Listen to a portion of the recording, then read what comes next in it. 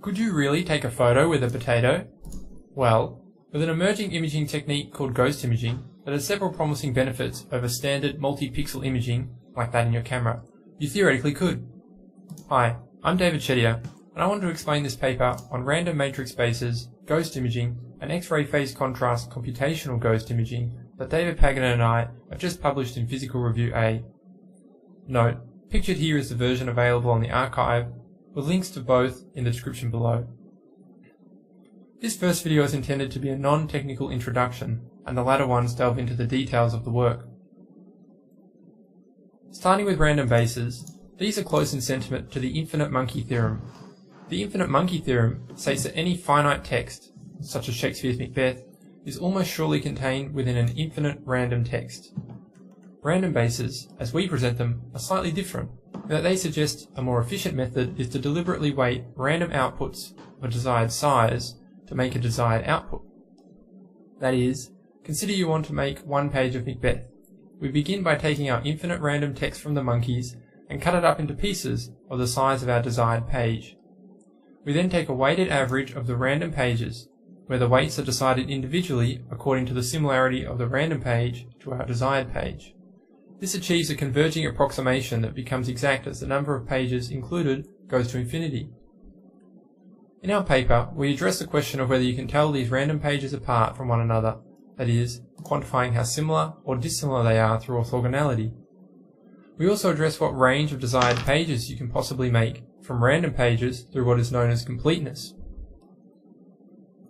One concrete application of random bases is ghost imaging. Ghost imaging uses a weighted sum of random images to make a desired image, similar to before where we had a desired page from a number of random pages. Somewhat simplifying the experimental setup, at its core, ghost imaging uses two beams. The first beam is used to resolve a picture of a random image. The second beam is a measure of how similar or dissimilar the random image and the desired image are.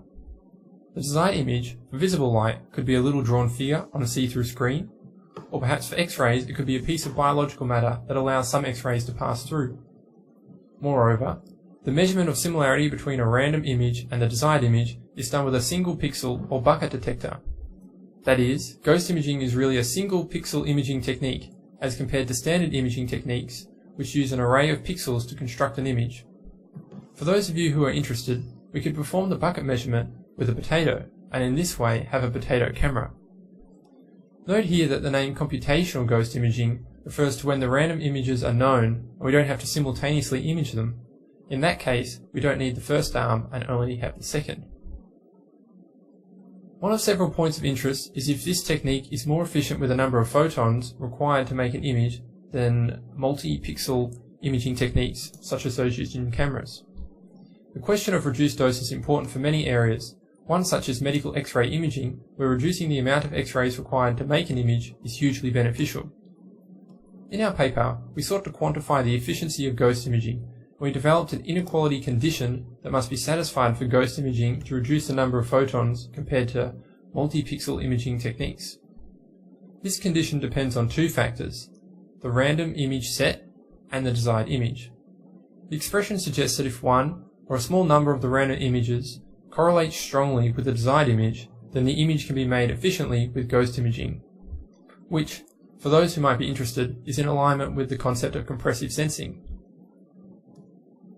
Turning to the X-ray phase contrast component of the paper, as a primer, I'll introduce the concept of absorption contrast imaging. Absorption contrast is an image of transmission intensity. As an example, consider us to have 300 balls, and we're going to make a 3-pixel image. We let the balls be incident on the sample, where I've used solid purple to indicate the amount of each region that is blocked off. That is, loosely speaking, the left region allows 50% through, the middle region allows 25% through, and the right region allows 75% through. Those that make it through are then detected in the pixel detector below, and we can construct our image from the transmission intensity. On the other hand, phase contrast is when the balls are not absorbed, but deflected by small angles due to variations in the refractive properties of the sample. These deflections are turned into intensity differences, and the image is created similarly to before. Phase contrast has led to significant advancements in standard X-ray imaging techniques. It is hoped that similar gains could be achieved in introducing it into the ghost imaging regime. An experimental setup to achieve phase contrast ghost imaging already exists in visible light. However, the technique is not readily transferable to the X-ray regime. We've now bridged that gap by introducing an X-ray viable setup, which I've drawn here. So, if, in the future, a technique is put forward for ghost imaging to readily reduce dose and take an image in a reasonable period of time, this advancement in capabilities to phase contrast will be an important step in reaching optimal imaging techniques. Briefly summarising, in this research we introduce random bases and we apply them to model ghost imaging. We develop a criterion for ghost imaging to reduce dose as compared to standard multi-pixel imaging, and we present a new X-ray ghost imaging technique that enables phase contrast imaging.